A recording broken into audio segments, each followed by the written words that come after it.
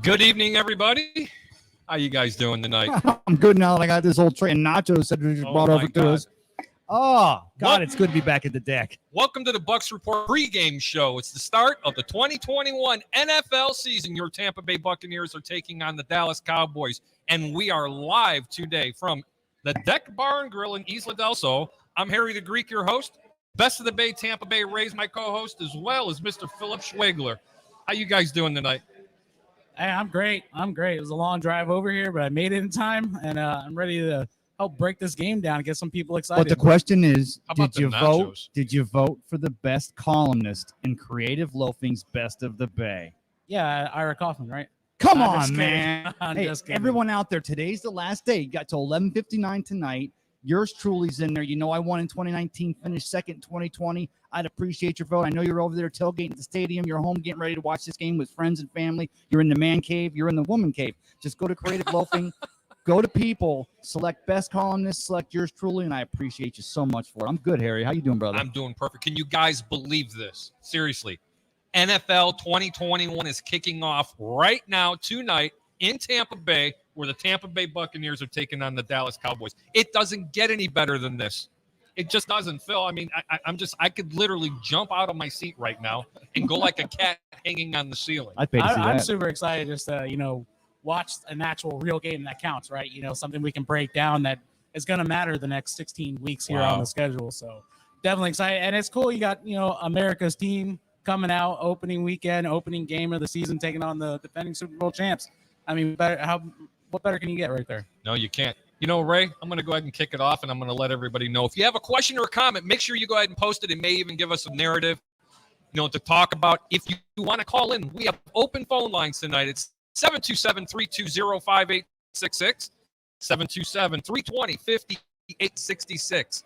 What do you think, Ray? Should we read a comment? Read a comment, but I want to make sure I remind everybody. I know y'all, I got a few friends. I got friends and family over there at Raymond James Stadium getting ready to watch the Buccaneers take on the Dallas Cowboys tonight. Call from the parking lot. Don't call the bathroom. That'd be weird. But call in. We got questions.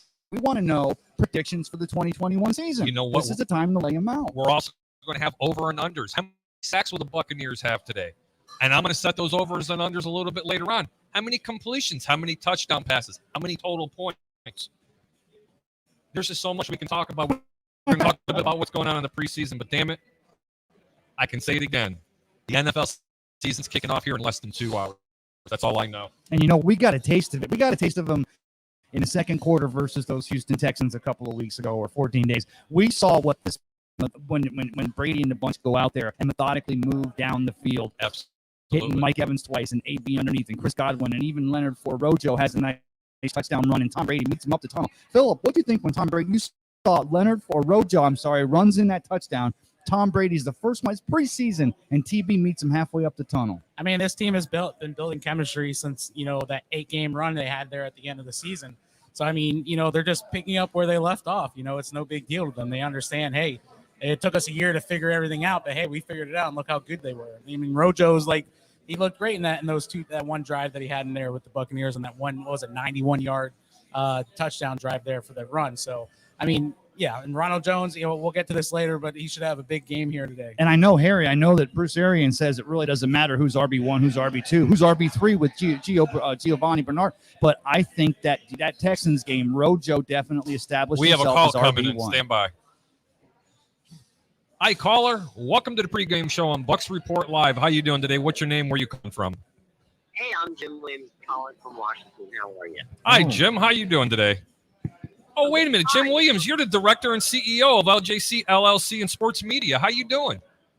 I'm doing fine. I was told to be here at 6:40, and so that's where I'm at. That's great. Hey, tell us a little bit about what's going on out here. How are you feeling tonight about the Tampa Bay Buccaneers taking on the Dallas Cowboys?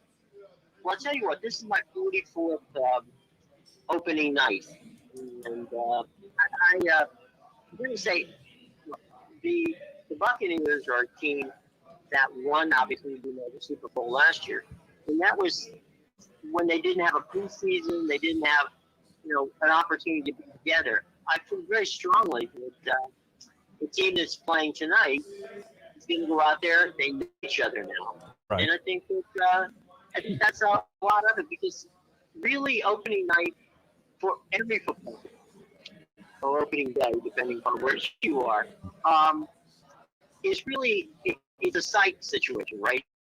You're everybody's 0-0. Everybody wants to get off to a good start, and I think that it'll be interesting. I do think, though, this game tonight will probably be more defense than offense, but we'll see. You know what? That's a very interesting observation, Jim. This is my take on the game so far, and I was wondering what you thought about it as well. Sure. The Dallas Cowboys had an absolutely horrendous defense last year, finishing the bottom of the league. Statistically, it might have been their worst season statistically defensively. Now, a long time. Now drafting Micah Parsons, the kid's a stud, but he doesn't play in different positions. How is that defense even going to be possibly close in this game? And what I'm going to lead this into is 2 months ago, when I was touting this game and giving everybody the handicapping special on it, the Tampa Bay Buccaneers in some places were only a 5.5 point favorite to 6.5 point favorite. And I said by game day, this line would be Tampa Bay -9. Would you believe me if I told you this game is already -9? -9. The smart money's moving. The money is 8 or 9. I mean, on this game. The reason I'm saying the defense, okay, on both sides, is not because I don't think that the Buccaneers offense can play. It's a matter of getting your rhythm. And there's a whole different ballgame when you're doing practice rhythm and the rhythm of preseason to when it actually counts. And that's all I'm saying. I'm saying that I believe that it's going to take the Buccaneers a little longer to get that rhythm going. And, that the Cowboys have a pretty decent offense on their side, too. So they have go ahead. They have an extraordinary offense, Jim. But that injury that Dak Prescott came off, and my two colleagues over here would have to agree, that was horrific. And for that young man to be able to come back, God bless him. But to face this defense in game one, this could be catastrophic for the Dallas Cowboys. Especially without your guard, Zach Martin, who, of course, is in COVID protocol this week. They learned that they're literally without their all-pro defense or offensive lineman, and who Ezekiel Elliott says is their best player on that offense. So you've got to think right now, Zach's got his head stuck in a locker somewhere, probably saying a few Hail Marys. It wouldn't hurt. Let's put it that way. How many contritions do you think you'd have to actually do, Ray? An act of contrition, 3 Hail Marys, and Our Father, and just say he won't do it again. But that's usually when I'm not going to go there. Well, I would, yeah, I'm an Oy vey person myself. I would suggest he ask Dick Vitale, because Dick is the expert on Hail Marys. But that was good, Jim. The deal with that was part of a story that Dick told me one time, that Dick was the head basketball coach at the University of Detroit, which is a Catholic school, and every year he kept going in asking for more money, and they said, Dick, we're going to say 4 Hail Marys, 3 Our Fathers, and we're going to give you a spaghetti dinner. For about the third year, he signed to coach the Detroit Pistons, and they said, well, you're going to leave, and he goes, yeah, and they said, well, what are we going to do? He goes, well, I'm going to say 3 Hail Marys, 4 Our Fathers, and and basically throw you a spaghetti dinner. So anyway. So Jim, you got to tell us, where are you going to be watching the game from? From the comfort of your own home? I mean, what are you doing? I mean, my main question is, why aren't you here at the Deck Bar and Grill in Isla del Sol? If you were actually watching this, you can see this beautiful plate of nachos that they have here. It's so colorful. They have a sliced prime rib sandwich that is absolutely to die for, and the drink specials are unreal. You see, if you come down, the guy in the middle, his name is Ray. He'd be buying your dinner and tossing your drinks. I got your credit card. I'll tell you what, boys. I've been in that area for many times, and it is a great place to watch a game. And if you're going to watch it, that would be the way to watch it. I'm going to be here in my home in Washington and enjoying the game. But everybody, Al Michaels and Chris Collinsworth. University of Florida, Mr. Chris Collinsworth himself. Yeah, you know who changed Chris from a quarterback? He was a quarterback for Tigersville Astronaut, and he went to the Gators, and they the offensive receiver coach at that time was the guy who changed him into a receiver, and that was Mike Shanahan. Wow. I did not know that. Yeah, Mike Shanahan. Yeah, Shanahan was a graduate assistant, and they had a quarterback by the name of Larry Rentz who was basically going to get killed every down. And so they didn't want to do that to Chris. So he said Chris was actually the fastest guy on the team, and so they made him a wide receiver, and the rest is history, as the old guy I did said. not know that. Jim, I have a question for you. You ready? Yeah. I'm gonna put you right on the spot. If you were a betting man, and I don't know if you are, do you lay the 9? Because I felt a lot more comfortable at 6.5. What do you think the final score is going to be? I'd lay the 9. Wow. And I would say, again, it's not going to be I don't think there's going to be a lot of points, but I think it's like 21-10. Wow. So you like the under then? Wow. Because that line actually went up from 49 to 50, all the way up to 52 points. I could be wrong. I would not necessarily take me to the bank, but no, look, 9 points. It's a lot on an opening game, but then again, the Buccaneers, as I said, I think the Buccaneers defense will play well, and I also think that Dallas will do okay. But at the end of the day, 21 points is not a bad result for Tampa, and 10 points. And if Dak Prescott gets out of there alive, that's not a bad result for for Dallas. Any questions for Mr. Jim, guys? No, I was going to say, though, you're talking about the Buccaneer defense. Of course, we learned that Jordan Whitehead will be playing tonight. You want to have the entire crew, everyone there, because you got CeeDee Lamb and Gallup, and you're dealing with Dak Prescott when he goes out last year injured. He was leading the NFL in passing yards, so they're going to come out one trying to do that tonight. Yeah, but I'm not too worried. They got Mike Edwards back there.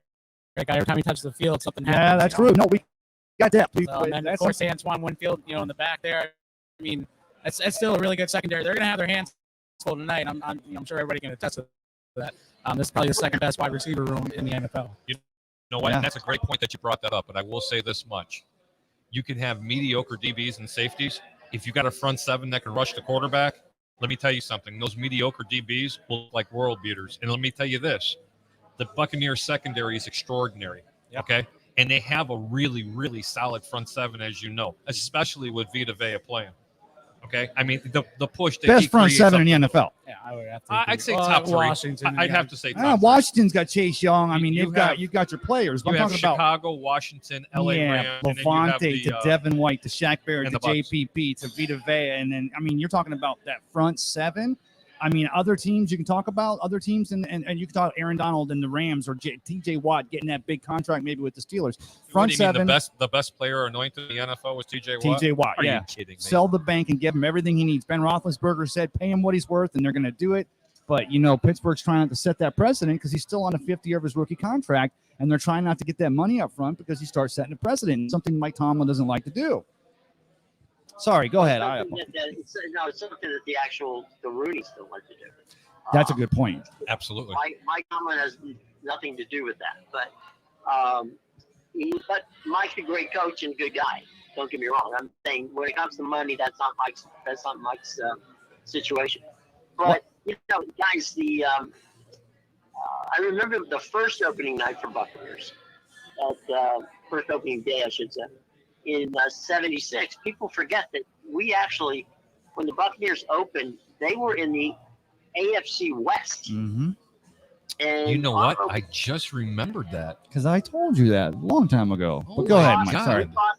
We lost to the San Diego Chargers at Tampa Stadium 23-0. That was opening day that year.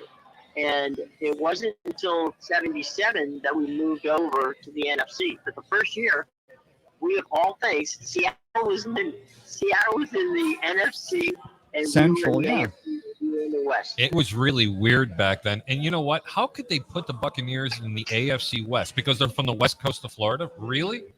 No, I think it all That's had a something joke, to do though. with It's a joke. scheduling and letting them beat up on them. Every game we played that season was a long trip. And they were all AFC teams. And they played an entire AFC schedule that year. We did. We did not play a game against an NFC team the entire year. And the ironic thing is we ended the season against the New England Patriots. Oh, Wow. you had to throw that one in there. Nice. Little take at the end there. But going back to the original, talking about the Buccaneers in 2003 coming off Super Bowl 37, and I pointed this out this week. It happened by happenstance that year. We also played the NFC East. We played the 4 teams in NFC East. The Buccaneers in 2003, they went 4-0. Of course, they finished 7-9 and nowhere near the playoffs, but they did beat the Dallas Cowboys 16-0 that season. What do you see for tonight's game with the Bucs and the Cowboys? What do you think the Bucs can do with this young Dallas Cowboys team? Well, again, we were talking a few minutes ago. It's the Buccaneers because they're a solid veteran team. They know what they can do. They know what they want to do. The trick is, can Dallas stop them doing from what they want to do? Okay. Yes, sir. It's when you're that good, you can dictate. Okay. And so, as we said before, it's a chess match of can Dallas's defense get to Brady before and make him uncomfortable, or can the Buccaneers establish a running game and do the run pass routine, at which point they become efficient. They get the points, they get on and off the field, bing, bang, boom, they're gone, they take the win, they go home. I like that point because that's exactly what Micah Parsons, that's exactly what that Dallas Cowboys defense, especially that Mike Quinn coach, now defensive coordinator, that Dallas defensive line. Of course, they've got to get Brady out of his comfort zone. They've got to make him second guess when he's setting up. And I think that plays right into the Buccaneers' hands because we know that Rojo's been getting better this offseason with catching that ball. And they can also bring in Gio Bernard. Bring in Gio Bernard, set it up like it's going to be a flare out of the backfield. And that's when you set up your boys for a nice block and you hit one of your receivers downfield. So like you said, the Buccaneers definitely have the upper advantage, even though Cowboys have more tape now on what the Buccaneers offense maybe is going to predicate. This Buccaneers offense is still, I think, only scratched the surface of where they can get in 2021. Oh, I see. I don't completely agree with that. Also remember, guys, there is no one in football. We're talking about the quarterback. There's nobody who's thrown more passes to their tight ends than Tom Brady. Yes, sir. So that's always been a safety. It's always been a safety net. Mm-hmm. Well, he's actually, I think it's like 90. He's 90 passes ahead of the next guy in throwing tight end. Wow. So he does understand, and you've seen Gronk, you've seen that entire the Bucs have game makers on the tight end side. So basically they can block and they can go out and give him that little safety blanket. So Tom, you don't play 22 years in the league as Tom Brady did, and not have ideas of where to go with the ball with people in rush. Well, speaking of Tom Brady, Phil, tonight Tom Brady gets his 300th start, and that's also going to be a new NFL record. Isn't that wild? 300 starts. That's unbelievable. Let's hope it's a good one. When he's 67 and still playing for the Bucs. But no, look, again, that guy. And the other thing that Brady's going to do tonight that's going to help is everybody is going to be so psyched because remember, this is a Buccaneer team that won a Super Bowl but didn't play before a single home crowd, especially the kind of crowd they're going to have there tonight. So he'll be able to keep the tempo down because that's where you're get guys who are going to be so psyched to get out there and run that by the second quarter they're going to be needing oxygen. So I think without question it's going to be a fun game to watch. And you watch the pace of the game. The pace of the game is going to be key for Brady, and it'll be key if you're betting on the game, as to whether that line is 8, 9, or 6, right? But I do think that the key for the Buccaneers and what they're going to try to do is they'll control tempo, and that's what Arians loves to do. That's what Brady loves to do, and that's why they could get. Beautiful. You Good know, stuff. Good stuff. The only thing I will talk about with this, and I'd like to talk about a little bit more in depth, is Tampa really, really needs to run the ball more on first down. When they started the season last year at 7-5, and I'm not trying to sound like a Debbie Downer here, Jim, okay? Yeah, go ahead. They started out 7-5. Everybody in the world was wondering whether or not this team was even going to make the playoffs, let alone even go into the Super Bowl. And everybody remembers that. They were running the ball a total of 18% on first down. That is way too low. Even if they went to 30%, Jim, that still would have been in the bottom 50% of the league. And that would have made a huge difference. When they started to run the ball was when they went on that last 7-game the last 7-game win streak. Wasn't it the last 7 games? Eight games. 4-4. Then they got it up to like 33%. And it started to become very relevant for them. And that really, really plays right into what Tom Brady loves to do, i.e., hitting the tight ends in the flats, hitting the running backs out in the flats. But as far as the team, looking like they can actually do better on offense than what they did last year, Ray, that's the only thing I'm going to disagree with. I think they just need to maintain what they're doing and sprinkle a little bit more running. What do you think, Ray? Well, that's what I mean, is that you'll see a different dimension. They have they already know, Scotty Miller can get behind and peel the top off that defense, or Antonio Brown can go across the middle, or Gronkowski can catch those passes. I think that, of course, Bruce Arians has got to go against every fiber of being that exists in him, because it's no risk and no biscuit. But in a game like this tonight, it's 81 degrees here. The humidity's off the chain. We had a lot of rain the last few days, but not torrential. But that field is going to be beautiful. Raymond James is one of the best fields in the NFL. I think this is the kind of game where you want to. I think, honestly, Jim, I would be happy, Philip, if the Bucs ran the ball 45 times, won 27-17, and never threw the ball, and we saved it for next week against Atlanta. I would not be heartbroken as a Buccaneers fan. Well, I think that the key, and you guys both brought it up, is that Brady's at his best when he has a good one. And why not run the ball at least, 20, 30 times during the course of the game? Again, you dictate the tempo of the game, and by dictating the tempo of the game, you control the game. And Bingo. You can't do that passive, okay? That doesn't,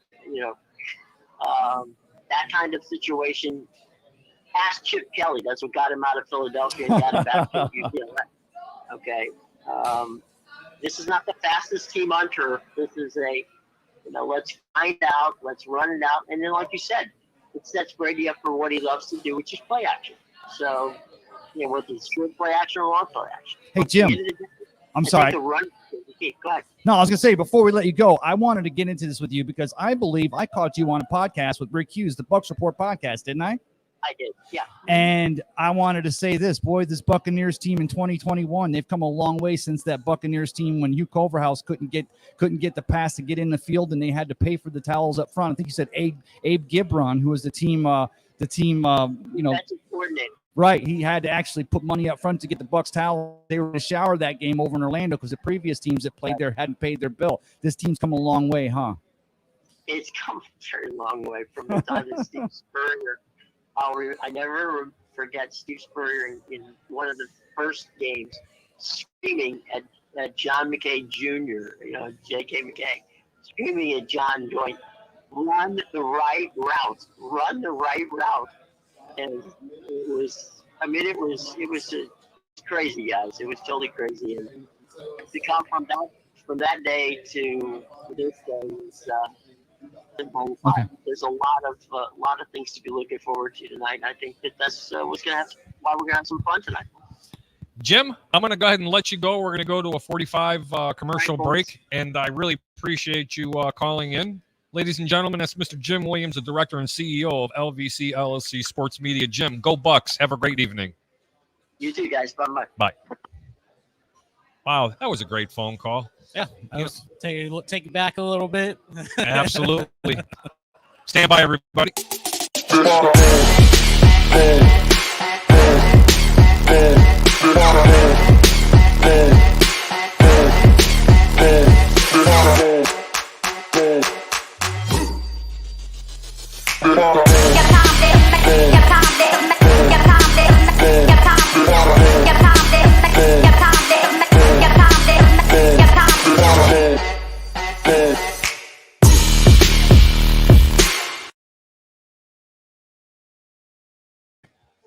We're back. Isn't that just great, Ray? We could just do things right on the fly. Hey, that's how you stay going, baby, right? That could have been like detrimental. I don't Sorry, mind. I had to go. I don't mind telling everybody the cord on the back of my laptop. Don't give away the secret sauce. I have to. I had to get it. I had to get my Coke because whatever this drink is, it is phenomenal.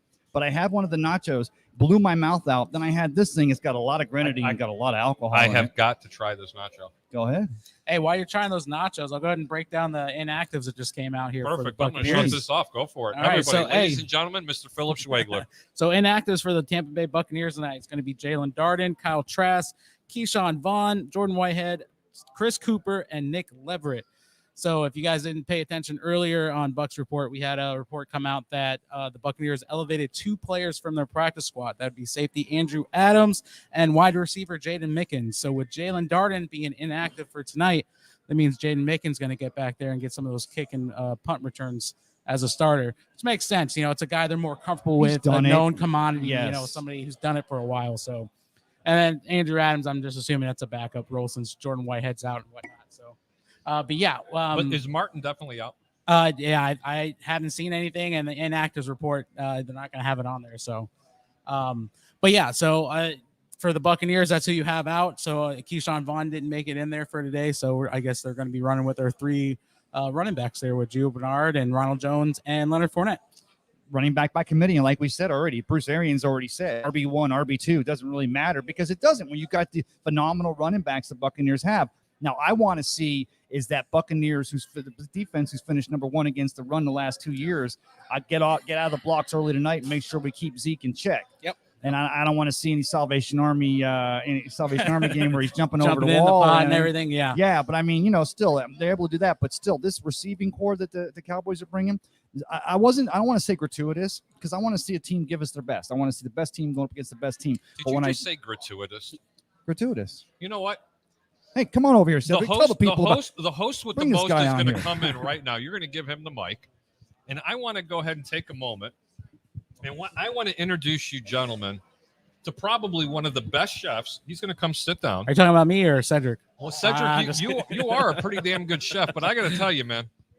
Cedric, go ahead and pop those on, would you, buddy? I just lost my earbud. Oh, first game Jimmy's. That's okay. I just want, ladies and gentlemen, we're at the Deck Bar and Grill live here at live at the Deck Bar and Grill here in Isla del Sol. I always got to get a tongue twister with Isla and everything else. You know, all these historic Indian names, all these enclaves that we have, along the intercoastal that were, basically colonized by the Indians who were here before we ever got here. So that's us trying to save that history here in this area. Cedric, and still be able to pronounce these names.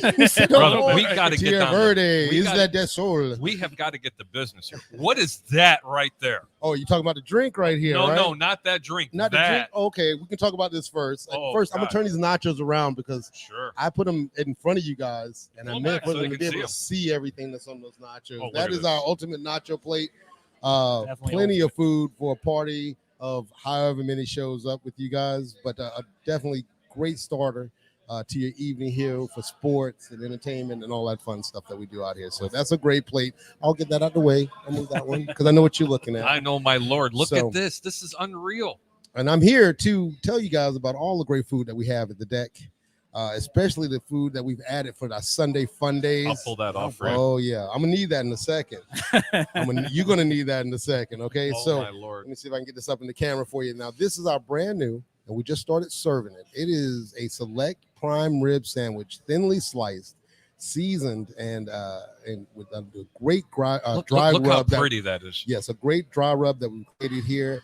Do understand our kitchen is 70% fresh, which means we are creating in that kitchen all the time. We're trying to make sure that people get some great flavors and great attitudes towards the food that we make here. But that is a shaved prime rib sandwich. It comes with one side item. Yep. And the best part about it is that homemade au jus sauce, which Ooh, I gotta got have the right au jus with here. prime rib. I'm just going to pour that on top Oh, no.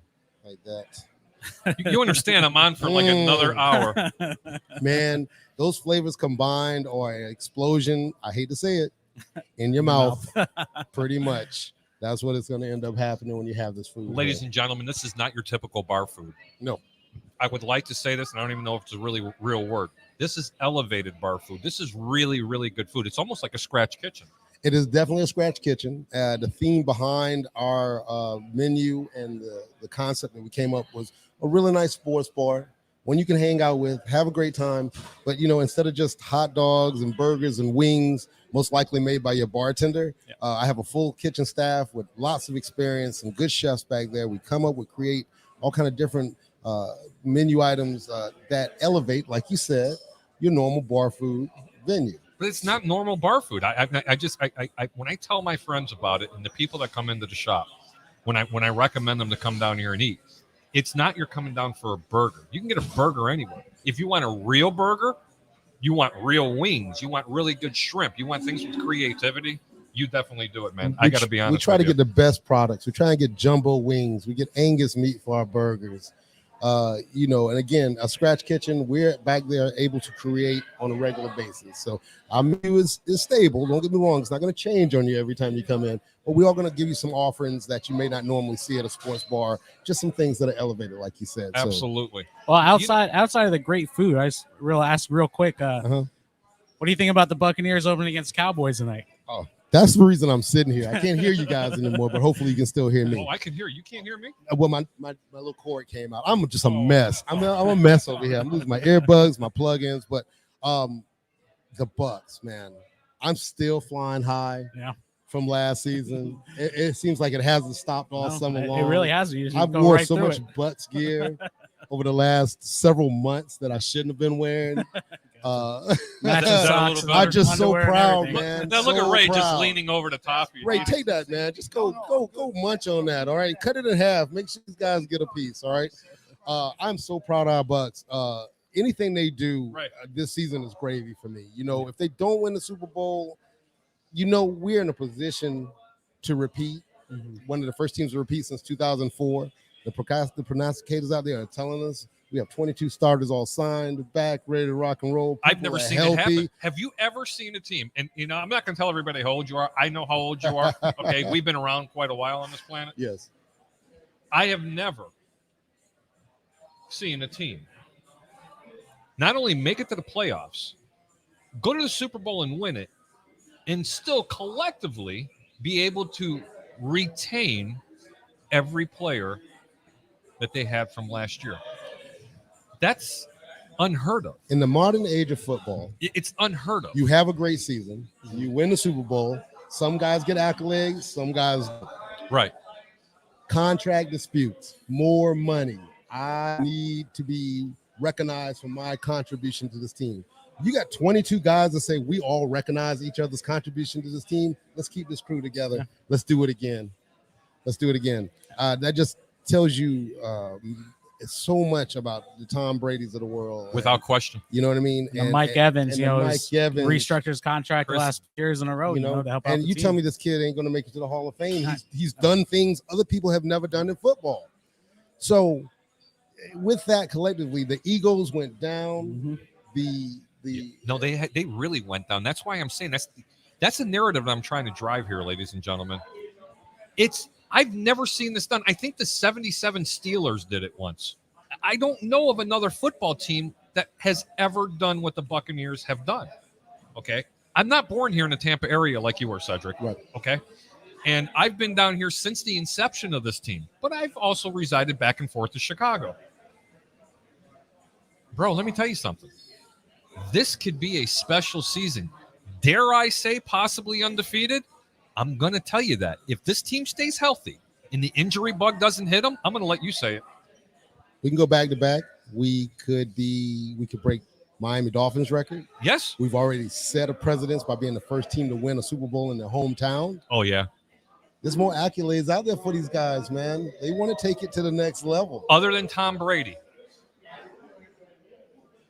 what player did they add to this roster that you feel made the biggest difference for this team, offense or defense, and why? Offensively, I'm going to say Leonard Fournette. Okay. He raised the bar on the running game. He caused the other players to step up their game. Rojo stepped up his game this year. Without question. He had heat on his back. Man, number 45 is my man. I'm in love with that dude. That's the second coming to Derek Brooks as far as I'm concerned. That's a football player right there. Without question. He is a bad ass. He's one bad man. Yeah, if you guys didn't check out what was it, America's Game last night they played, and just listen to some of the commentary he had. I mean, the guy is so full of confidence, but not only full of confidence, he actually goes on the field and does what he said he was going to do. He clearly called in that, and if you watch that interview, he said, I'm going to seal the deal right now against Drew Brees. Goes in there, picks off the ball, and that's the end of the game. The Buccaneers go to the NFC Championship. So he's a leader. Again, second coming of Derek Brooks, maybe the ghost of Hardy Nickerson. I'm reaching a little bit, but the fact is those guys made major impacts on the defense, and they got everyone to follow the lead. And I feel like the defense confidence rose in the second half of the season, and it definitely rose after that Washington game. I'm going to ask you a question then.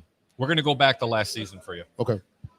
The team started out 7-5, and the New Orleans Saints were actually running away with the division. Hindsight's 2020. We all know they went to the playoffs. We all know that they won the Super Bowl. Weren't you even a little bit nervous about this team possibly not making it to the playoffs last year? Yeah. You know what? And you know what? I appreciate your honesty, because the typical fan that's out there, oh, I knew it was happening. Hogwash. No. This team ran the ball 18% of the times on first down. It was the lowest by far in the National Football League. And even some of those game days when I was setting up here with the previous crew that was here, we were talking about it. Unless they run the football, they're going to have problems in this game. They found the run game in the second half of the season. You're damn right they did. And that's what propelled them over the top. And that's what they didn't have against the Saints the first two times they played them. And that's throwing. Now, what's that drink there? I got to know. Okay, this is official. This is a signature drink from the deck. It's called the Deck Punch. Hit you right in the head. Yeah, it's two different rums, a coconut rum, a nice strong rum. We mix it with some orange juice, pineapple juice, and some grenadine, and it's a great island drink. Because we're on the island, so you should have some island drinks while you're out here. Without question. Have you some nice, fun, fruity drinks. The only thing that's missing is the umbrella, and maybe I'll pull some of those up later on in the season. Ray likes a little more fruit in his drink and a little umbrella sprinkled up in there. I'm going to tell you that right now. A little fruit in your drink, Ray?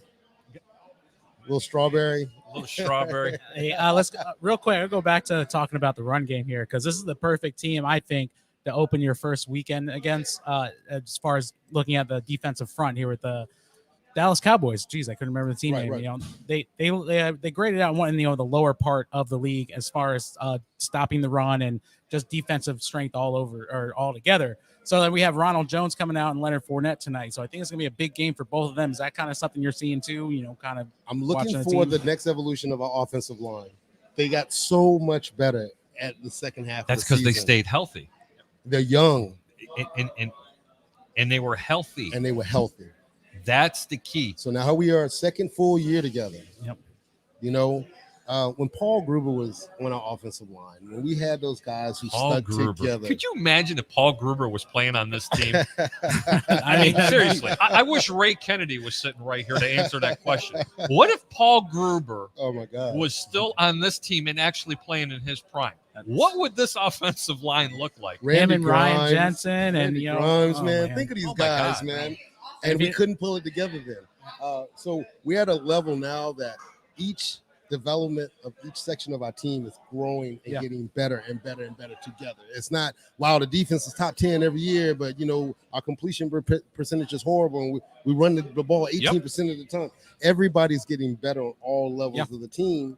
I wouldn't be surprised, don't quote me on this, that we have at least 2 to 3 returns for touchdowns this year. And that's all. That's the whole thing about coaching, you know, is developing the younger players, developing those backup players, the players that play different roles behind those 22 starters.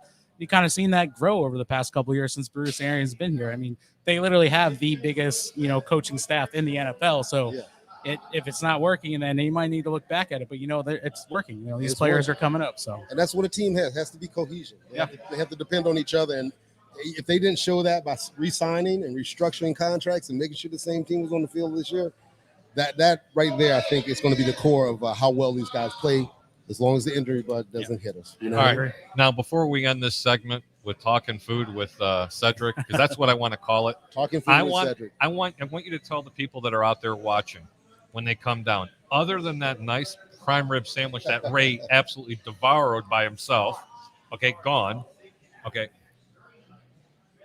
What are some of the other marquee dishes you have here? Because I don't know what it's called, but there was a particular shrimp dish that was extraordinary that you made for me. Did you make that part of your menu yes, yet? I did. You did not. Yes. You're lying. I haven't changed the name to Harry the Greek shrimp scampi yet. Oh. But I might do that. So yeah, we get great seafood here. We're right out on the beach. So we have several shrimp dishes that we carry, and the one he's talking about is our shrimp scampi. Again, all made fresh. We cook our own pastas here. And the sauce is made garlic and a nice wine sauce on that. But the Walker's Wood shrimp, again, another little taste. Walker's Wood shrimp. Oh my God, that's a little sick. taste of the islands. It is a Jamaican seasoning that we mix into a buttery cream sauce, and we pour it over blackened grilled Gulf Coast shrimp. And those are about 21, 25s. Nice, good sized shrimp. Yeah. Put it on a piece of Cuban bread that's made in Tampa, and you put that sauce on top of it. Yeah, and you put the sauce at the top of it, and you kind of crisp it up a little bit. Oh my God. If your mouth isn't watering, you need to get down to the Deck Bar and Grill in Isla del Sol. Come see my man, Mr. Cedric. And it's not the entertainer. He is the man. He's above Cedric, the entertainer. Hey, look what I got for Christmas. I'm going to stand up a little bit. I got my official Bucs apron that I'm going to wear all season. It's going to be my lucky piece. And if we get some of those former Bucs stars in here, they're signing this for me. I want to sign my apron. I'll tell you what. We get some of the Bucs stars in here. I'm going to see if I can get that to Mike Allstott and see if he can go ahead and sign that for you. Yes. But I promise you'll never wear that thing again. You got to put it not in the kitchen. He'll show people. It'll be in a picture. This is my lucky apron. This is my superstition. Any parting words, Cedric? Go Bucs as usual. Starting off another great year. The Lightning just did back-to-back. Tampa Bay is the hottest sports. It's not called Tampa Bay, sir. What's it called? Champa Bay. Say it again. Champa Bay. Say it. Champa Bay. You got it. Everybody, Rays in first place. We're killing it. Thank you guys again for being out here. Looking forward to a great season with you all. My brother. All right. And we're going to rock it this way, Mr. Ray, Phil. And let's get these guys fed. Let's get a good game going on, man. Go Bucs. Yes, sir. And we're going to pop off for 40 seconds on a commercial break.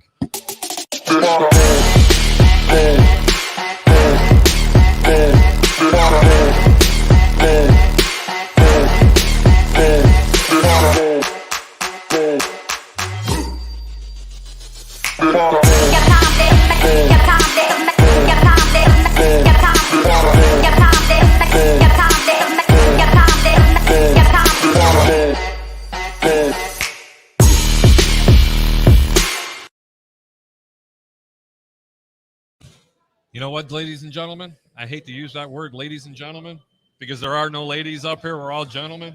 We got to get to some of these comments. We are really falling behind here. First, Phil's got a couple of quick notes here. Oh, okay. Yeah, no, just want to kind of get into, some of the key matchups and ask you guys what you think, Oh, sure. Go ahead, what Phil. we should see on the field. No, this is a fluid show here, baby. Let's get it going. Just Fluid is that prime rib. Now, it's not on the menu, but let me tell you something. You know how hard it was for me to get back over here? It's so hard to walk when your toes are curled. That sandwich was off the chain. Are those jalapenos? Those are definitely That's why I didn't touch that jalapeno. Oh, boy. Go ahead. Might lose Harry here. No, hey, so let's talk about the game a little bit here. We got the Buccaneers against the Cowboys. We have a excellent wide receiver group for the Buccaneers, but let's talk about the Dallas Cowboys big three they got over there. So what are we thinking Carlton Davis is going to be covering tonight? I'm assuming Amari Cooper, right? That's our number one guy. That's my biggest key matchup right there. All right, we've seen how Tyreek Hill treated him last season during the regular season. You're going to see Murphy Bunting on Amari Cooper tonight quite a bit. Yeah, and Sean Murphy Bunting with all those records. You'll be seeing Sean Murphy Bunting on Amari Cooper a lot.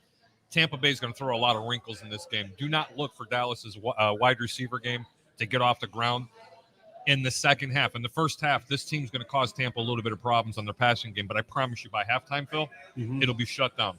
Shut down.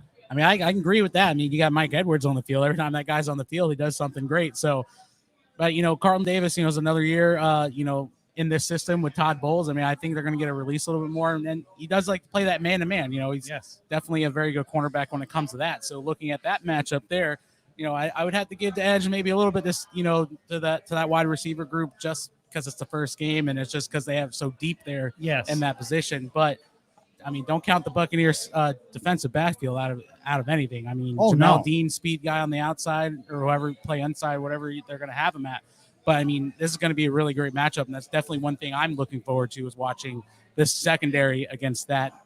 Well, as much as I'm looking forward to seeing Devin White matching up with the Zeke, right? Because he's going to have his eyes on Zeke. I look at Levante David because without that right guard, without Zach Martin, right? Zach Martin, without right guard playing, that means that Dak's going to have a little bit more, going to have to get rid of that ball a little sooner because of that Buccaneer rush. Yeah. And I think that you're going to see Levante, not unlike you saw him in Super Bowl 55. Yeah. You're going to see Levante dropping back in that short to middle coverage as well, as Devin White's continuing to not only get after the quarterback, but shadow Zeke out of the backfield. So I think that's also going to help the Buccaneers backfield, is the defensive backfield, and covering them. And let's not forget, Vita Vea is playing tonight.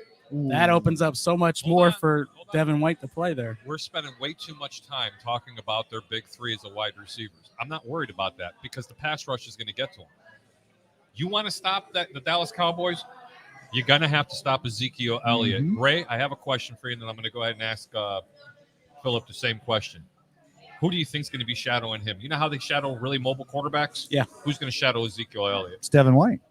I would assume either Devin White, Levante David. Heck, they may could pass him off, right? Left or right, depending on which way he goes. But, I mean, you look at what Devin White did in the Super Bowl. Every time Patrick Mahomes even took a sniffle, Devin White was there to see if he needed a handkerchief. And, I mean, I'm not saying you don't have to worry about Dak. Dak's looked good. We've seen the hard knocks. He looks like he's going good. He's still got to get some game time on that ankle. But I think that Devin White is your outstanding linebacker. I think every time Ezekiel Elliott comes out of the backfield or has the ball, Devin White's going to be in hot pursuit. Well, guys, I'm going to have to turn around. I'm going to bring somebody in. This segment's brought to you by BetUS.com for all your betting needs. Make sure you go to BetUS.com. You deposit $100. You enter the promo code BucsReport125. Ray, what happens? They're going to put an extra $125 in your bankroll, so you got $225 sitting as the season starts. Yep. We're going to bring ABC Channel 28, Mr. Dennis Phillips, meteorologist, and he's going to go ahead and give us the game time weather. Dennis, how are you? I am updating the weather as we speak. My show starts in 4 minutes, so I have to run. But okay. The rain is just about over. It's still kind of soggy out there, but we haven't had a ton of rain, so I'm sure the field's in fine shape. I think nothing more than a passing shower over the next several hours. I think the weather will be a-okay. So you think the field's going to be in good footing? Yeah, I do. I mean, I'm sure they've had it covered. I don't know for a fact, but I would think they probably would have had it covered earlier in the day. And we haven't had that much rain. I mean, it's just been kind of off and on stuff, kind of soggy. So I don't think there's going to be much of an issue with footing. I really don't. My question, totally on another topic, though, is, man, who keeps the field for the Ravens? Because, I mean, to lose Peters and Edwards in 2 plays in a row in a practice, I mean, that's got to be a field thing. It's got to be. It hurts. Dennis, I know you're going to have to go live. I do appreciate you giving us the weather update over there, but I have to ask you, you're not just the best meteorologist in all of Tampa Bay and all of the entire state of Florida, but you're also a pretty hell of a good handicapper. Okay? Not NFL. Not NFL. I mean, I know my limitations, and I will. I've said this. I mean, I said this 3 months ago, and my mindset certainly hasn't changed today, because I am truly a contrarian when it comes to making plays. And when the Bucs opened at 6.5, and last time, Harry, I talked to you, you were saying it was up to 9. So, 9. So if that's the case, in the way I always play it, if the public is on one side, and clearly for a game to go from 6.5 over that magic number of 7 to 7.5, and then all the way up to 9, the public's all over the Bucs, which means I like the Cowboys plus the 9. Yeah, you know what? It doesn't mean you necessarily, ladies and gentlemen, it doesn't necessarily mean that Dennis Phillips says that he likes the Cowboys to win the game. No, he just feels that they're going to go ahead and cover those kind of points. He has to agree with me. It's going to be kind of close in the first half, and I think Tampa Bay is probably going to pull away from it in the second half. Dennis, any parting thoughts? I know you have to get to work. I do appreciate you taking your time to come on and giving us the weather update from over there. And from now on, you're going to get to see this pretty face on the Bucs Report pregame show live. Hey, I appreciate it, and that food that looks incredible. I'm sitting here eating a grilled cheese on low carb keto bread. You guys are eating all this stuff. That's awesome. There you go, Dennis. You got to try that prime rib sub. I don't want to keep you, but you come down here and we got you. I will come there on a Sunday. If I'm not working on Sundays, I will be there. More than welcome to. Now, Dennis, before you go, you're going to have to say it on Bucs Report Live, and you're going to have to talk about it on ABC 28. What's the final score? What's your prediction? 31-20. Oh, 31-20. No, 34-27 Bucs. Okay, so is it suffice to say that you like the over? Yeah, I do like the over. And I think, and if you were to and I think with Godwin, whether or not he has a quad issue or not, I think AB. I think AB might very well be in for a really, really big game tonight. I agree. Nice. I'm going to have to agree with that. Ladies and gentlemen, that's Dennis Phillips from Channel 28 ABC News. Dennis, have a great evening. See you guys. Thanks, Dennis. And again, that segment from our weather was brought to you by BetUS.com. For all your betting needs, deposit $100, enter promo code BucsReport125. And Philip, you've been trained now. What happens? Wait, what happens with what? Okay, that's good. Don't worry about it. Ray, go ahead. Off with his head. That's it. Get him He's off right my next to me. stage. No, but Harry, you know what? We got some matchups to talk about, but why don't you nab some of them comments real quick? Let's see we what's have up. to because we're Because starting to that's get what really this is all overloaded. about. Yeah, we It's want about to hear the fan some interaction. predictions in here. Maybe we got some big predictions for tonight or for the season. Anthony Cockcroft says, hello, all.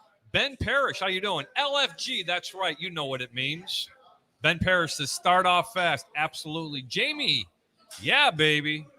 Thank you, Jamie, for tuning in. Amy Cockcroft, let's go Buccaneers. go. Fred Swayze Moore, he's predicting 38-13 and go Bucs. Nice. Carrie says, it's great to be back playing. So excited. Beat them Cowgirls. Hashtag fire the cannons. Matt Colson, 31-17 home team. Mike Stover says, after I get off and work this swim meet, I'm going to get a couple of bottles of rum and get a Publix sub for the game. Mike, Nice. all you have to do is not go to Publix, come down here, and get some delicious food at the Deck Bar and Grill in Isla del There's Sol. televisions everywhere. The big screen. The Bucs have the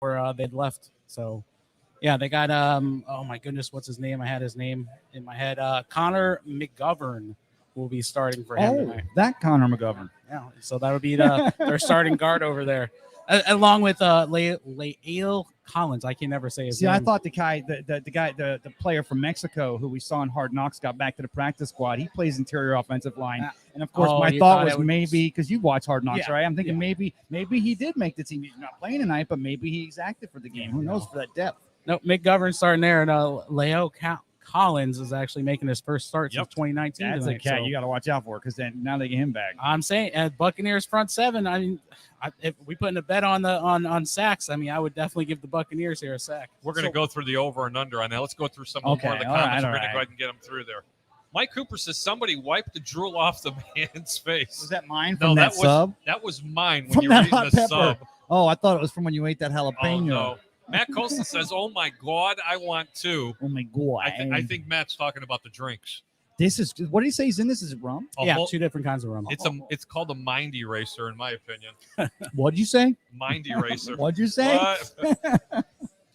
Mike Cooper says it takes a team to win if they want the rings and fame. They must make sacrifices in how much money they make. You're absolutely correct. You know what? I'm not going to keep pounding my chest on this, but I was so wrong when I said, God, you know, Ray, if they sign Godwin, they can't keep Shaq. Then they sign them both. And I was like, well, since they signed them both, they couldn't possibly sign him. They signed. Hey, They we got him signed back. everybody. Jason Light, GM of the century, and it's You're only not kidding. 2021. Can't forget Mr. Mike Greenberg. All right. No, All you Buccaneer fans not out there, do us a favor. share Share the show. Share. Hit the like button because on we're going Bucs to be here Report. every Buccaneers game day. Absolutely. Come down and join us, but share so we can continue to build this party because then that's what it is, Phil, a party. It is. Matt It's gonna be a party here Colson, soon. I think, just had the comment of the night. Oh my god! Okay. Brady took us from let's try to win a few games to let's go win another ring. Love it. Wow, that's strong. Matt Colson Love it. says, and we can't believe it's really possible. Mike Cooper, they could have won more games, but Winston was a quarterback. That's probably true. Mike Cooper says Brady did up their game. Matt Colson, remember the game we ran less than 7 times in a game? I'm glad they threw that game. I'm glad they threw that game play out. Well, we learned our lesson against the Saints that game. I think it was 5 times in one game that they And ran. 2 of them, well, 6, but 2 were kneel downs, I believe, or something around there. Mike Cooper says, yes, they had more practice time this year as well, so that means using more of the playbook. Going to be a fun year. Matt Colson, let's get this started already. I agree with you, Matt. 30 minutes, it's baby. 7:30. No, it's another 40 minutes until game Oh, is time. it 40? Let's take this kickoff. thing. Let's take this thing to toe meets leather, guys. Yep. Mike Cooper says Bubba's Bucs Shrimp. Not a bad name. That's not a bad Bubba's- name. What about the? No, go ahead. I got another.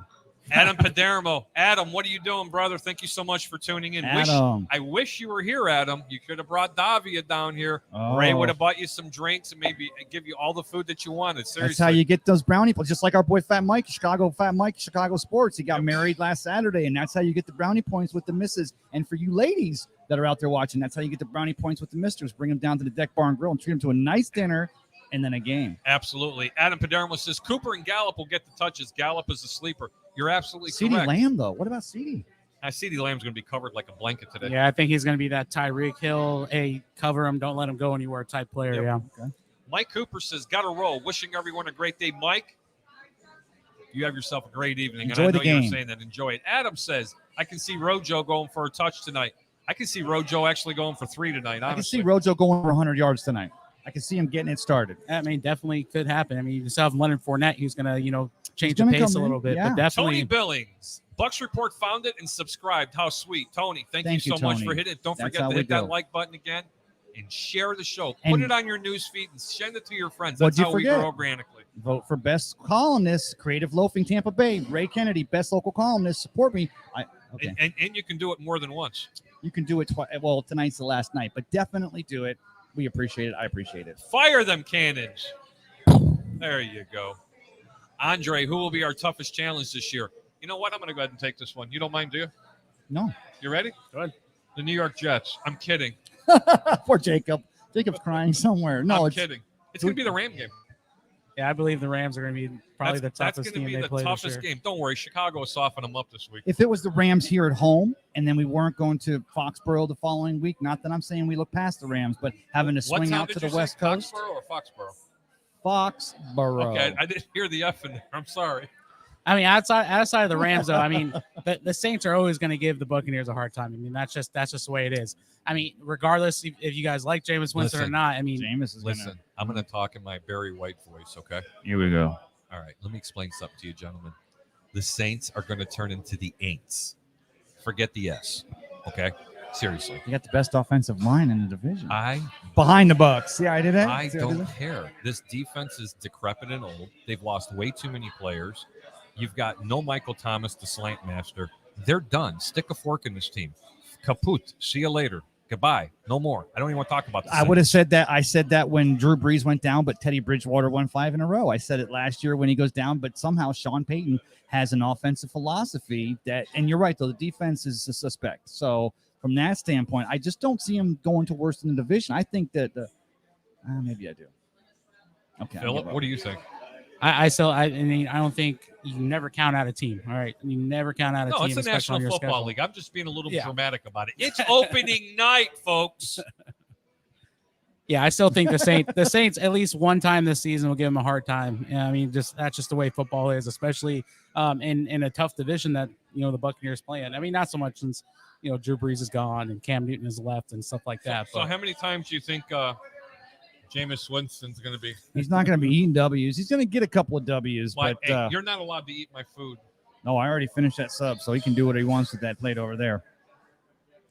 But talking about the NFC South, what about? Can I ask a question totally off the subject here? Go right ahead. What about Tua not being a captain down there in Miami? What does that say for the Miami quarterback situation? He doesn't get I to thought see. Tua looked really good, to be honest with Well, you. I thought he looked preseason. good, but I watched that game, and matter of fact, you watched the first half with me against the Yes. Chicago Bears in the preseason. he was releasing it good. Tua's arm, okay, it was extraordinary. His release, dare I say Marino-esque? Sorry, Rick, I had to say it. But anyway, no, his release was quick. He was very, very decisive.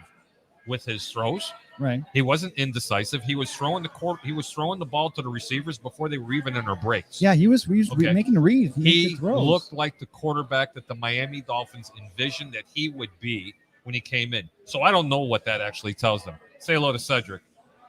Cedric.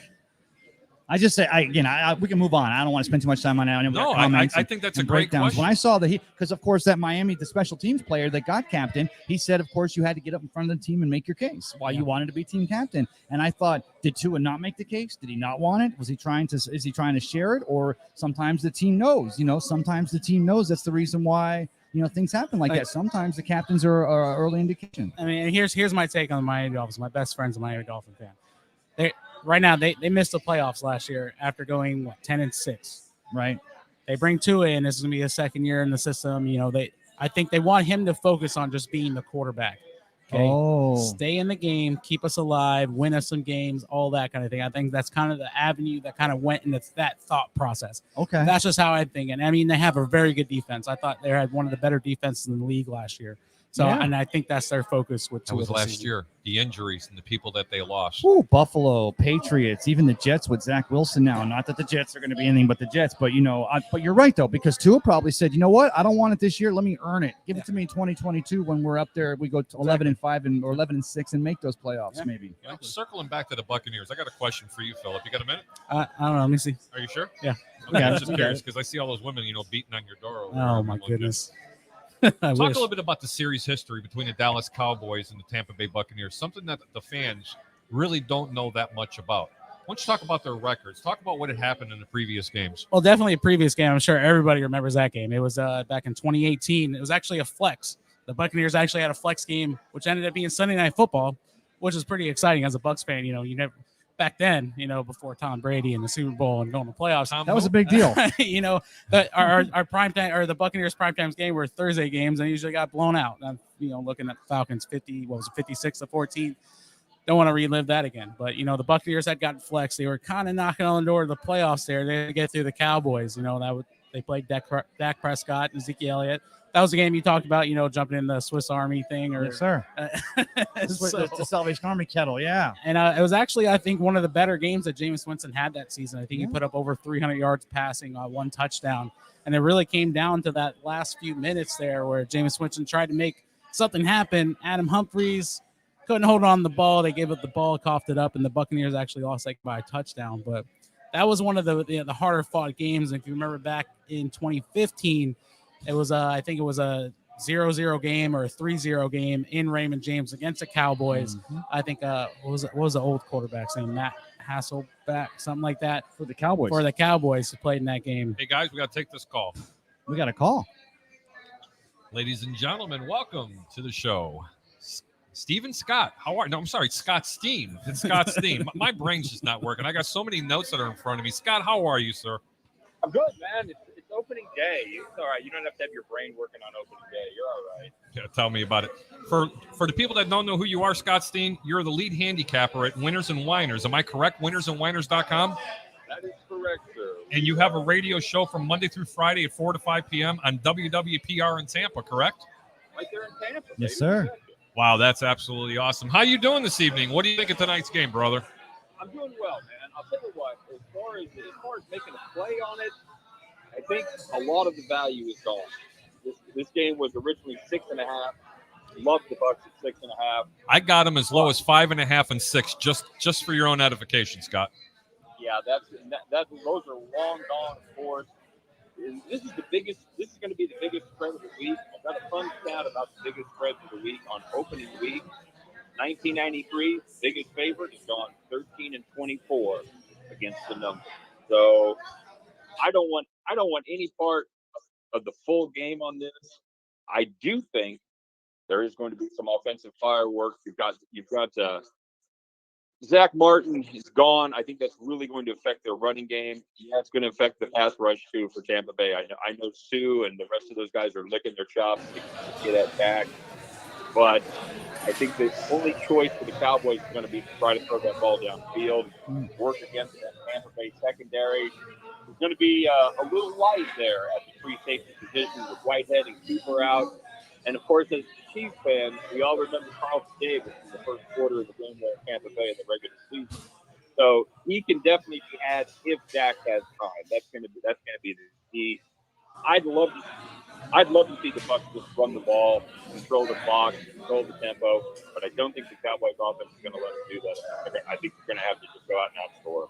Well, I think they're going to see a lot of running the football in this game. The only way, in my opinion, that Dallas makes this close at the end of the game to be able to cover is if Ezekiel Elliott goes off for $150 to 200 and has 3 TDs. And I don't know the last time that the Tampa Bay Buccaneers defense has actually done that. And from a non-biased opinion, you got to kind of like the 9 points that Dallas is getting.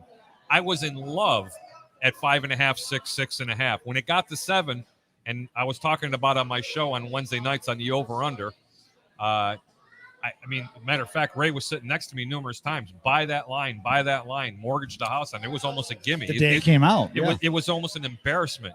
If this game, when that line opened up, Steven, Mr. Steen, when that line opened up in Dallas versus the Tampa Bay Buccaneers, if this game was in Dallas, that meant that the Bucs would only been a field goal favorite in that game. That's an embarrassment to a Super Bowl team in the way they dominated the Kansas City Chiefs.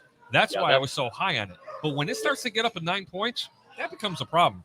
Yeah, I agree. My favorite play on the board is actually Bucs first half. I think Dak's going to be a little rusty. He hasn't taken live fire in almost 11 months. I think the ankle's okay, but I think he has to learn to trust it. I think that's going to take at least a half. I think Tampa Bay comes out strong. They got the whole opening day. They got the ceremony and all that. I think this team comes out really fast out of the gate and puts it on the Cowboys. And I'm just like you. I worry about a cover late. That's why I don't want any part of the 9 points. I worry about the Bucs having a 15, 14-point lead late in the game, and Zeke going for garbage time TDs against the second and third teams within there. That's why I worry about the 9. And I'll tell you what, right now, if they do come out fast, lay the 9. Don't even be afraid of it, because that's where my reservation was. Just like it was against Atlanta and the Giants from last year. What's that? I said that's where my reservation was, because I was comparing it to games from last year when they were playing the New York Giants and they were 9.5-point favorites in the first half against the Giants. When they were playing the Atlanta Falcons and they were a predominant favorite in the first half, and they were not only not covering, but they were losing at the half, but they came back and respectively covered the game, with the exception of that Giants game, because it took to the last play of the game, if I'm not mistaken, for them to cover the second half spread. They never covered the game line, but they covered the second half spread. Right. But if you think honestly that they're going to come out strong, then the game's going to be a blowout. You might as well just play the under. Then it's going to be like something like 31-6. It could be something as stupid as that. Yeah, and that absolutely could be the case. It could be a total domination situation with the Bucs. I just think the Cowboys have too many weapons. I love the Bucs front seven. I think it's the best front seven in all of football. And I don't like the defensive backs, guys. I think they can be had. This is going to be all about the pass rush for me. But if Dak has time, it could be a long night for Tampa Bay, at least as far as coverage. So you've got to be able to get to Dak. And if the Super Bowl is in any case, you probably will. Circling back to the comment that you just made about the best front seven, do you think their front seven's better than these 3 teams? Washington football team, Chicago Bears, LA Rams. Yes. And only because of the talent at the 5, 6, and 7 positions. Now, I like the best 3 and 4 players of those 2 teams. Donald is probably the best player in the NFL right now, not named Patrick Mahomes. Of course, you've got Chase Young and that whole unit there in Washington. But man for man, 1 through 7, give me the Tampa Bay Bucs any day of the week. Well, that's pretty interesting. You got any other games this weekend you want to go ahead and tout that you like? I really haven't. I've been concentrating on the college slate so far. We really haven't done our NFL stuff as far as. But I'll give you just a quick perusal once over here what we're looking at. I like, I think if you want to start at home with my hometown Kansas City Chiefs, I think the Chiefs are going to come out choppy. They tend to be a little choppy early in the season. I think there could be some value there with Cleveland. This is a very, very hungry Cleveland team that has really had a bad taste in their mouth about that playoff defeat last year. at the hands of the Chiefs. I keep an eye on this number. It's right now, there has been some Cleveland money come in. It's down to 5.5 or 6. But if you can catch that with the hook over 6, I would absolutely pounce on the Browns there. What else we got there? You know what? I like the Bills over the Steelers. I think this Bills team is going to be. I think the Bills will be to the Chiefs like the Rams will be to the Bucs there in the NFC. I think that'll be the main competition in the AFC. I like this team a lot as far as a well-balanced team, terrific offense, terrific defense.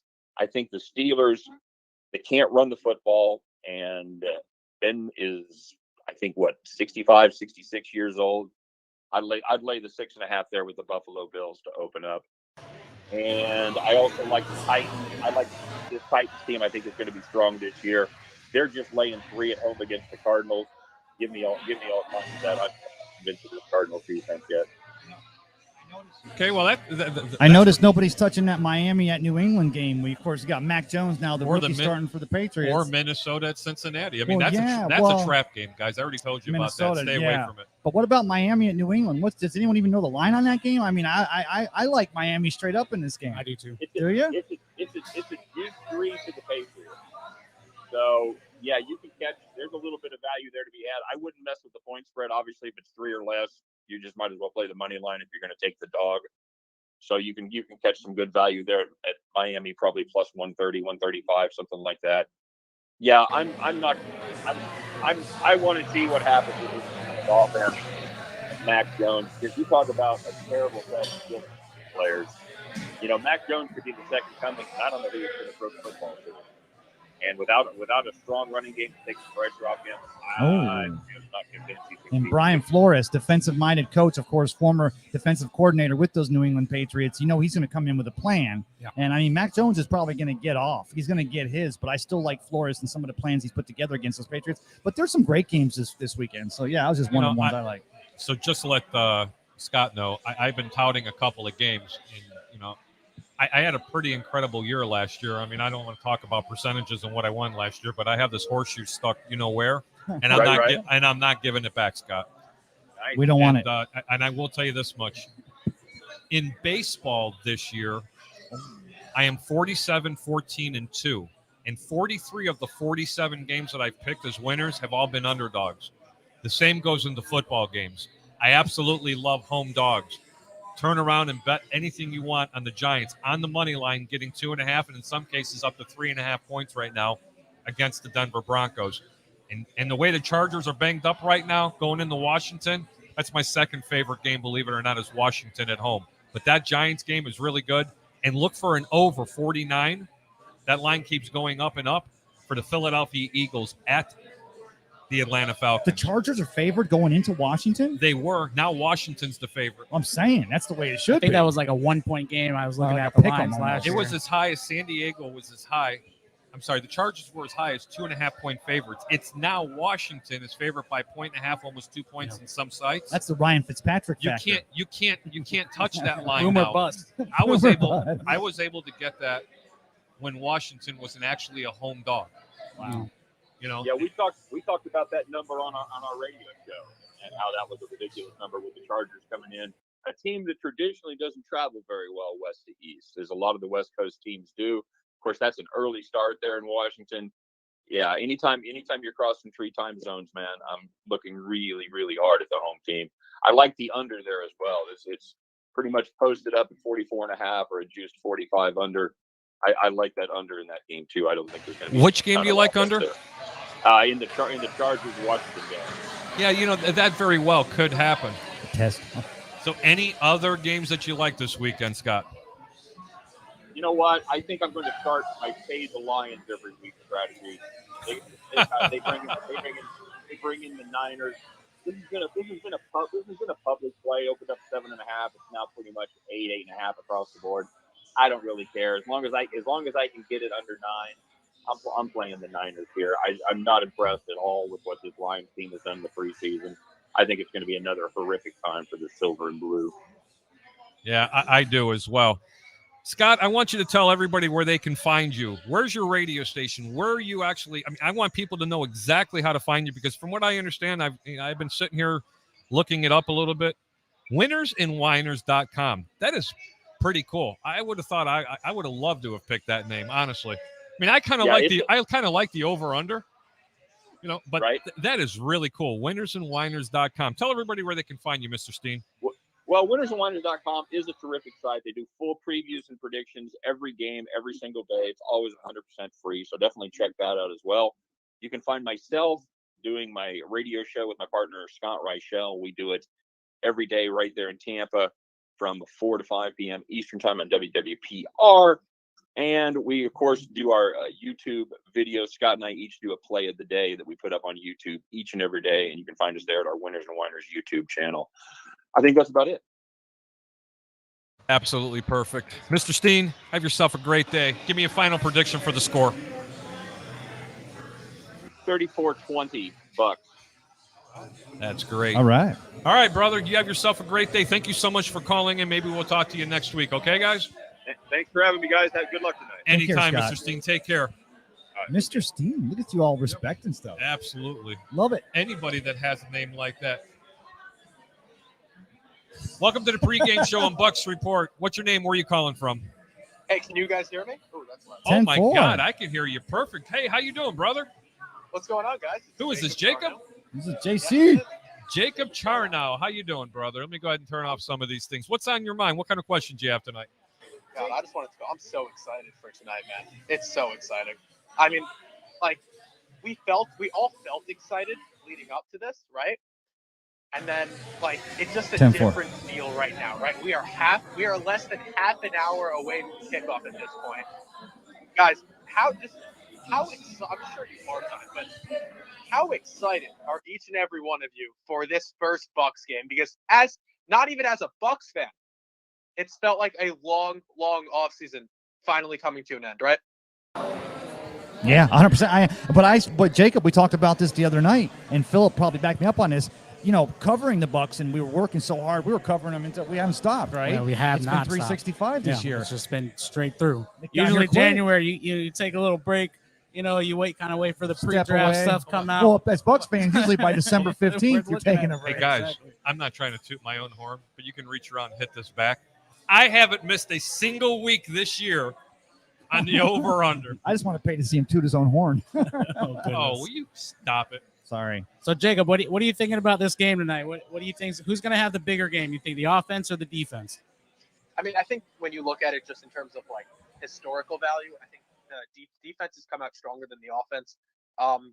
There's a lot of pieces that need to get, figured out in terms of offense. I know it's Tom Brady. I know this Bucs team won the Super Bowl last year, but I think it's easier for a defense to come out stronger. So I expect this game to be more defensive than offensive, which is kind of unpopular, but I think that's kind of how this game's going to go out. I think this game's going to go a lot differently than people are expecting. I think it's going to be a defensive battle. I think we're going to see both teams start out possibly the first three quarters very slow. Hold on. I got to interrupt you. Did you say a defensive battle? Maybe on the Bucs side. How is Dallas going to play defense? Do I have to school you again? Do I got to tell you guys? Hold on. What is that middle linebacker going to play the other 10 positions as well? This Dallas. Listen. I think there's a little bit of rust for both teams, and I think the first 2 or 3 quarters could be slow for both, no matter who the other defense is. Okay, I'll give you that, but please, I can't sit here and listen how the Dallas Cowboys defense is any good. You and I have debated this on your show. We've debated this on the over-under. They stink. I told you, though, Dan Quinn, and the thing about this defense is they are so young, they don't even know what they don't know. Yeah. So you got Dan Quinn. They gave him 8 new toys in the draft on that defensive side of the ball. Micah Parsons, I don't know what he's going to do to get off early, but I think that Dan Quinn, you're going to see a better or a much improved Dallas defense in 2021. I just don't think it's going to matter tonight against those Tampa Bay Buccaneers. And Harry, I think you'll like this one a little bit. If there's any bet tonight that I mean, obviously, this, like you called it, the game is up at 9.5 right now, isn't it? So, I know that. You remember when you and I were talking, what was that, about 2.5, 3 months ago when it started out at 5.5, 6, 6.5? Then it went to 7, and I said, hey, guys, you need to get on this now because this line would end up between 8 and 9.5 points. And where'd you say it was at for the people that are out there that don't know? It's at 9.5 towards the Bucs right now. Yep, and I'm telling you now, you can't bet it. You cannot bet the Bucs minus 9.5. I don't even have the back for it. You know what I like? You know what I like tonight, which is a prop bet. I like and this one is kind of, a lot of people have been talking about him possibly having a big game. I've been on that bandwagon, guys. I have Antonio Brown as an anytime touchdown scorer tonight. I feel confident about it. I know Chris Godwin is playing. I have a weird feeling like he's going to be a little bit limited in week 1. And I think that's going to allow AB to have a big game tonight. So if you're a fantasy player, I'd lock him into your lineup tonight. So which player are you going to tout this evening from fantasy? Am I going to tout? I mean, I like AB in the lineups. I'll give you a lock. I put AB in your lineups, and honestly, take out Michael Gallup. I don't see Michael Gallup having a big game. There's too many mouths to feed on that offense. Amari Cooper's going to have a big game. I see CeeDee Lamb having a big game. So play the Bucs receivers and play Amari Cooper and CeeDee Lamb. Sit Michael Gallup tonight for sure. I mean, I agree 100% with you. I think Antonio Brown's going to be that, I wouldn't say X factor, but he's going to be that guy on the field tonight when, hey, we're going to double team Mike Evans and we're going to kind of take Chris Godwin out of the game, Rob Gronkowski. Hey, Antonio Brown, go run this route real quick, run this quick out, run this deep Hall of Fame stick receiver, Antonio Brown, who's still got it. I totally agree with you there, Jacob. The guy runs the crispest routes. Jacob, before I hang up with you. Off with his head. No, he's not on. Sorry, I've had too much this mind reader bender. Hey, give me a final score. What do you think the final score in this game is going to be? Ooh, let me pull it up real quick. I have an official final score prediction for you, Barry. You take your Not time, even my just, brother. Here, give me 2 seconds for this. Okay, here we go. People are going to hit on this one. I got the Bucs beating the Cowboys tonight by a final score of 23-17. Wow, so that's you got it sitting right on the 7. Covering the spread and then not going and under. Hey, I don't care if it's 1 point or 45 points. You know what it means? It's a W. That's what I'm talking about. Can everybody do the Jameis Winston W? I'm not doing a Jameis Winston W. I'm doing it right now. I'm doing it right now through the phone, Harry. You're doing it through the phone here. So am I. I ain't doing it. Right? I didn't know. Hang on. It's this W. I got a small mouth. Jacob, thank you so much for calling in. We're going to see you Tuesday at 7 p.m. on your show for Hard Count Football. Jacob, have yourself a great day. Thank you so much for calling in. Yes, sir, guys. I appreciate it. Enjoy the game tonight. Take care, Jacob. Bye-bye. Take care, Jake.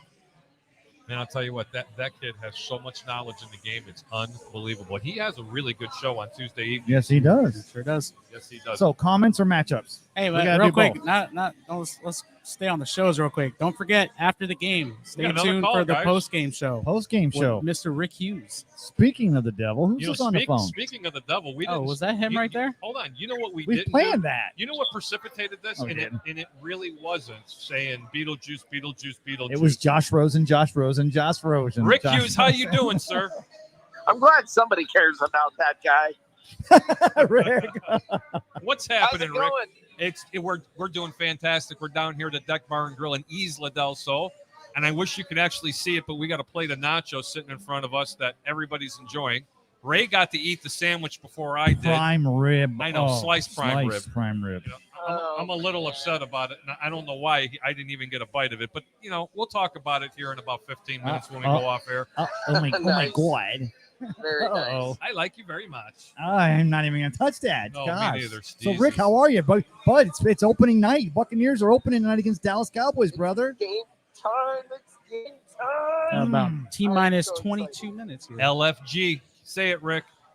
LFG, baby. There you go. Just don't do it the other way. It's not after 10. If you are Buck AF, if y'all know what that AF means. If you all are Buck AF, tonight's your night to just enjoy, have a good time. There's no other games on. There's nothing else. You can just you can be as Buck AF as you want to be. I mean, it's time. And just to clarify it, in case you didn't hear it correctly through the phone, that was Buck with a B. B as in boy. Bucks. Buck AF. That is one of the coolest names for a show I think I've ever heard. Let me tell you something, Rick. Businesses were closing down half a day. People have been celebrating since this morning. People skipped coffee and went straight to the libations. Cats are loving dogs down here. It's complete and utter mayhem. Did you just say cats are loving dogs? That is awesome. Let's take this Yeah. away. Really? That's Yeah, enough for I need another mind eraser. Yeah, that is awesome. I just can't believe this. I'm so excited. I'm like beside myself. It's game time, guys. Listen, this is going to be a special season. This is it. This is it. If you've been a Bucs fan for a long time, then you know the crap we've been through, and we're not walking into this season with hope.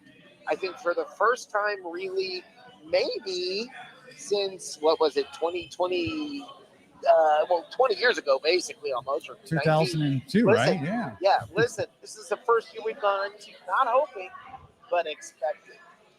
And, I mean, that's fun. I want to kick some cowboy backside tonight. Serve notice. I want to serve notice. I'm serious. This is what I want to see. I want to see everybody who says, yeah, that was last year. Yeah. The Cowboys and blah, blah, blah. The freaking Cowboys. You know what? Serve notice. Don't just beat them hard. Own it. You know what? I totally agree with it. Rick, I want you to do me a favor before I let you go. I want you to give me a final prediction of a score. And if you need a minute to think about it, I'm going to give you a minute. I don't need a minute. I got the perfect score. What is we it? We did it before. Let's go with what the last game we played. 31-9. I like it. You know what? I kind of like that too. Rick Hughes, I do appreciate it. For all you people that you don't know who this is, Rick Hughes is running the Bucs Report post-game show. Yes. We're bringing it to you live on the pregame on Bucs Report. Rick Hughes is going to bring it to you right after the game for a couple of hours. Rick, you got anything else? No, that's it, man. I'll see you guys after the game. Go Yes, Bucs, brother. go Bucs, go Bucs. Did Go you actually Bucs. say that again? Hang Fire on, I got to those shut cannons. my mics off. Rick, I want you to say that again. I said, go Bucs, go Bucs, go Bucs. Have a good day, Rick. You take care of yourself.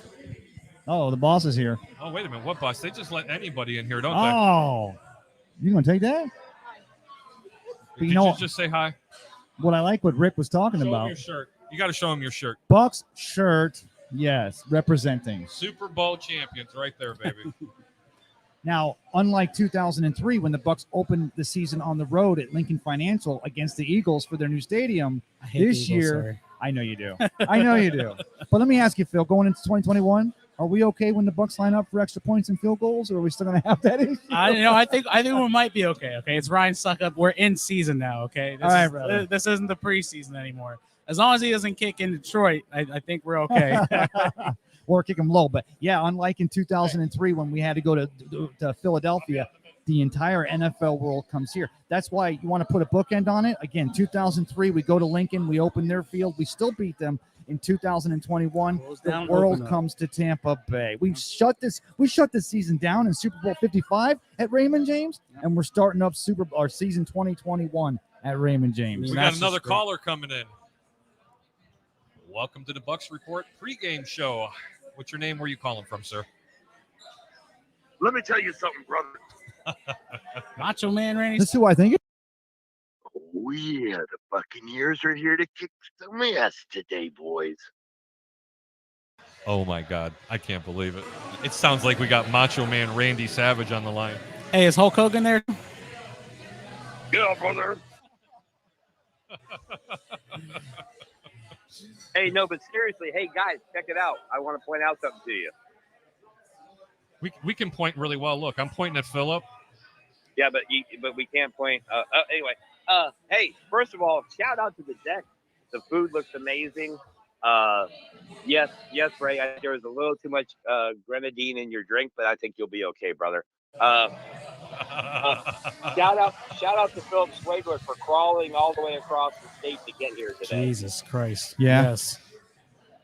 Orlando sucks okay, no matter how you also- slice it. Also, shout out to Jesus Christ. Hashtag Jesus Christ.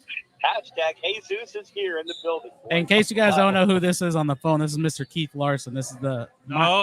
This is the boss. This is my big boss at This Bugs is Report. I just the want to give him a boss. quick shout out because I know he was going to go with the dude or something. Oh, You know, I didn't do that. calling him out. Hey, because Call I know him you're a out. Donald Trump fan. What did Donald Trump say? You're fired. Hey, are you disrespecting the dude on my time? That was good. Hey guys, we are like 16 16 minutes minutes. from kickoff. I want to jump on and give you a bold prediction. Are you ready for it? I'm Ready writing for it it. down, brother. And this doesn't come from animosity. This comes from reality. Dak Prescott will not finish this game. Ooh. That's very bold. Ooh. Well, So if that happens, ladies and gentlemen, if the dude is correct, lay the 9 points then. Because that's the only chance besides running the football that they're going to have to even keep in this thing. Because I'm going to tell you right now, Dallas's defense, Philip, Ray, Keith, zero chance. I'm looking into the camera when I'm telling you that. Read it. The Greek is giving it to you. Zero chance for this defense. They are horrible. Micah Parsons, one person. There's another 11 players out there. Can't happen. Yeah. And Ray is cringing. I'm just Ray's saying, cringing hey, when I do any that. team on any, even Jacksonville won a game last year. And what wasn't it, Pittsburgh, maybe? I think so, yeah. But I'm just saying is that I'm not saying the Bucs should have a problem with Dallas, but let's not get too over ourselves. I'm not laying the 9. I'm just taking the. I'm not laying the 9 either. I'm just going by what people are saying. Right. Keith, give me a final score, please. Final score, but before we do the final score, the dude always lays the 9. That's all I'm going to say. Oh, God. I do want to say this. Hey, Cowboys. I need another one of these. Hey, we dim boys. Hey, Stargate. What you gonna do when Hulkamania and the Buccaneers run wild on you? Now, Oh, my God. Oh yeah, brother. Let me tell you, the Macho Man thinks that the Buccaneers are gonna win this game 34-17, and it's not even gonna be that close. The Cowgirls will get a last-second touchdown to make it respectable. Buccaneers by double digits, 34-17. That's not bold. That's the truth. And speaking of truth, shout out to Roots of Truth. Shout out to every one of you in the comment section. Even you trolls with your let's get free NFL games. Hey, GFY to the trolls. Much love to the people there at the deck. Much love to Harry, Ray, and of course, Schwagler. That said, everybody, make sure you tune in tonight immediately after the game for the Buccaneers or the Bucs Report post-game show with Rick Hughes and some guy named Dave who's pretty awesome. Now, Harry, bring this puppy home. I'm going to go pour me a cold one. It's time to get lit. Now, before you that. get lit, Phil, look he at that. hung up. Oh, can you believe that? That's how he does it. He didn't give That's me. how he does it. He did not give me a Go Bucks. That's all right. I'll give you a go, Bucks. Let's wrap this puppy up because this thing's getting ready to go. Yeah, they really Let's are. get some bold predictions in here. I know Harry Yeah, loves we gotta- predictions. don't we have to give some of these comments out of the way? Knock some comments out. You know what? We can't knock any more comments out. You know Some why? are- Oh my God, they got Because- messed up. No, you know what it was? Is some hacker got in here and says they want to promote NFL. Thank you, Yeah. by the way. I've already blocked him, so we're good. Did Next you do time. that? I did. That was That's me. really cool. I just can't delete Philip, comments. what's your final prediction for the score? Final game prediction, score prediction. I'm going with my boss over there, Mr. Keith, 34-17. I think the last touchdown there happens in the fourth quarter, maybe third quarter, but I think this is going to be a dominant defensive game for the Buccaneers. Ray Kennedy. Rojo goes over 100. Joe Tryon, Jets. Joe Tryon Shoyinka gets There you go. his first NFL official game season sack. Buccaneers 34-17 Without a penalty, right? without a penalty. Yeah. Although if it's like it was last time, it's almost worth it. Rojo, Antonio Brown. And you ready? Gronkowski. All catch TDs in this game. Oh. That's right. Not running a Oh, you TD. said Oh. catch. Catching a TD. Buccaneers win 31-9. Wow. Oh, you went with the Super Bowl score. Like it. I'm going to do the Super Bowl score. I see what you did there. You like that, don't I you? love it. All right, brother. Oh, Lord. Ladies and gentlemen, thanks for tuning in tonight. Your Tampa Bay Buccaneers are hosting the Dallas Cowboys. Wait. Phillips, any parting words? No, this is going to be a good game. I mean, no matter which way you look at it, what team you go for, it's a good game. Football's back officially kicked off regular season. This counts. Ray? I waited until the views got down to 10 so I could say, go to Creative Loafing and vote for the best local columnist. Will Ray you please Kennedy do at that? Bucs Report. Seriously. Thank you, everybody. Hope you enjoyed the game. And guys, let me say this before this game starts because I say it every year. Yes. It's all about the destination, but sometimes it's also about the journey. Enjoy the game. Enjoy every play Amen. as we get to that mountaintop, Preach on, as brother. we go for it again in 2021. I'm Harry the Greek. Best of the Bay, Tampa Bay Ray. Philip Schwagler. Thank you for tuning in to the Bucs Report pregame show. Have a good evening. Enjoy the game. And go Bucs. Go Bucs. Phil, that's you. Oh, go Bucks. There you go.